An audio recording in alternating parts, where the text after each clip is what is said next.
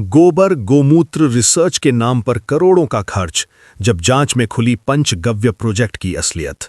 मध्य प्रदेश के जबलपुर से जुड़ा एक मामला इन दिनों चर्चा में है, जिसने सरकारी रिसर्च प्रोजेक्ट्स और पब्लिक फंड्स के इस्तेमाल पर कई सवाल खड़े कर दिए हैं।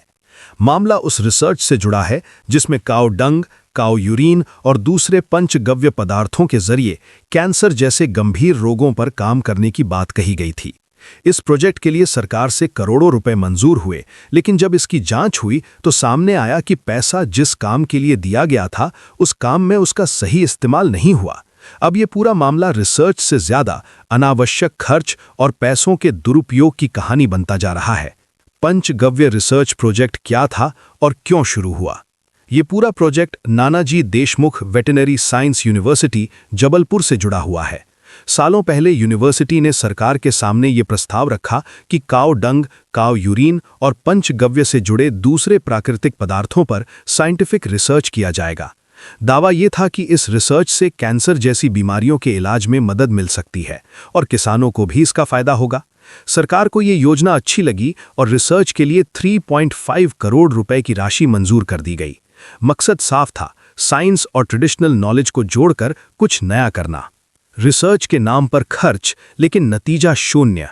जब किसी प्रोजेक्ट पर करोड़ों रुपए खर्च होते हैं तो उम्मीद होती है कि उसका कोई ठोस नतीजा निकलेगा, लेकिन इस पंचगव्य रिसर्च प्रोजेक्ट में ऐसा कुछ देखने को नहीं मिला।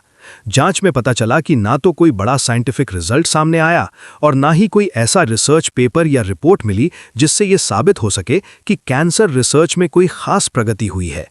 मतलब साफ है, पैसा तो खर्च हो गया, लेकिन रिसर्च का असली मकसद कहीं पीछे छूट गया।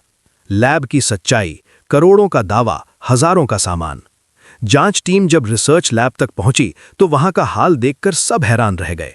लैब में जो उपकरण दिखे, उनकी कीमत बाजार में मुश्किल से 15-20 लाख रुपए के आसपास आंकी गई, लेकिन कागजों में बताया गया कि लैब इक्विपमेंट पर 1.92 करोड़ से ज्यादा खर्च हुआ है।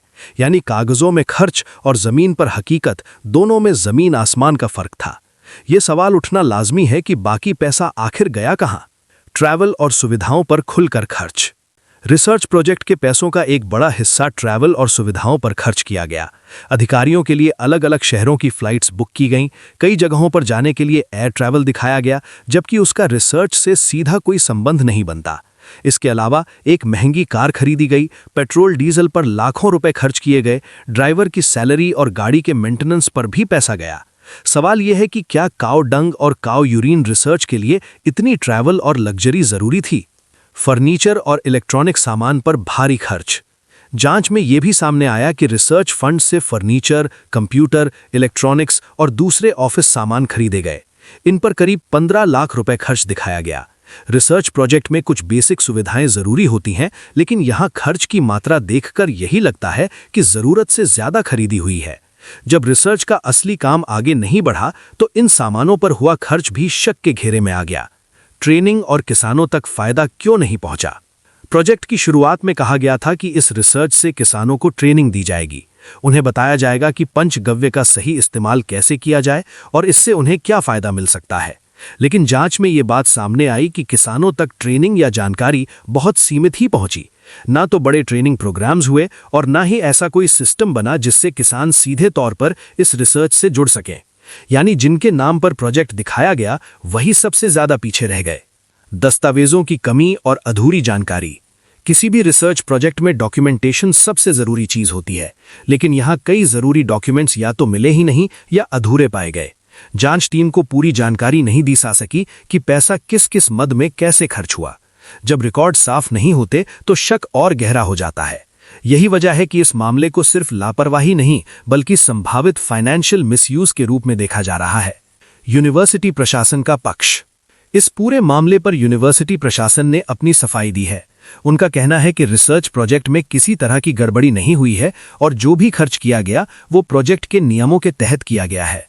प्रशासन का दावा है कि जांच में मांगी गई जानकारी उपलब्ध कराई गई और रिपोर्ट का इंतजार किया जा रहा है। हालांकि बाहर से देखने पर सवाल अब भी बने हुए हैं, क्योंकि जमीनी हकीकत और कागजी दावों में काफी फर्क है। पब्लिक रिएक्शन और लोगों के सवाल। जैसे ही ये मामला सामने आया, लोगों में नाराजगी दिखने लगी। आम लोगों का सवाल है कि जब देश में एजुकेशन, हेल्थ और बेसिक सुविधाओं के लिए पैसा कम पड़ता है तो रिसर्च के नाम पर इस तरह का खर्च कैसे सही ठहराया जा सकता है।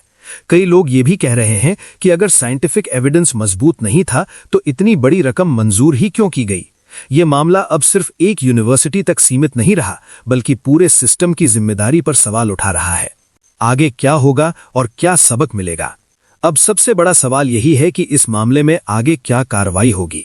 अगर जांच में यह साबित होता है कि पैसा गलत तरीके से खर्च हुआ है तो जिम्मेदार अधिकारियों पर कार्रवाई हो सकती है। साथ ही ये मामला देश और यूनिवर्सिटीज के लिए एक सबक भी है कि रिसर्च प्रोजेक्ट्स की मॉनिटरिंग कितनी जरूरी है। पब्लिक फंड्स का इस्तेमाल पारदर्शी तरीके से होना चाहिए ताकि भरोसा बना रहे और सच में रिसर्च आगे बढ़े। रिसर्च के नाम पर भरोसे की परीक्षा। पंचगव्य रिसर्च प्रोजेक्ट का ये मामला दिखाता है कि अच्छे नाम और बड़े दावों के पीछे सच्चाई क्या हो सकती है। काऊ डंग और काऊ यूनिन जैसे ट्रेडिशनल विषयों पर रिसर्च करना गलत नहीं है, लेकिन उसके लिए दी गई रकम का सही इस्तेमाल होना चाहिए। अगर करोड़ों रुपए खर्च होने के बाद भी नतीजा शून्य है तो सवाल उठना स्वाभाविक है। यह मामला सिर्फ पैसों का नहीं बल्कि भरोसे का भी है, और अब सबकी नजर इस बात पर है कि सिस्टम इस भरोसे को कैसे संभालता है।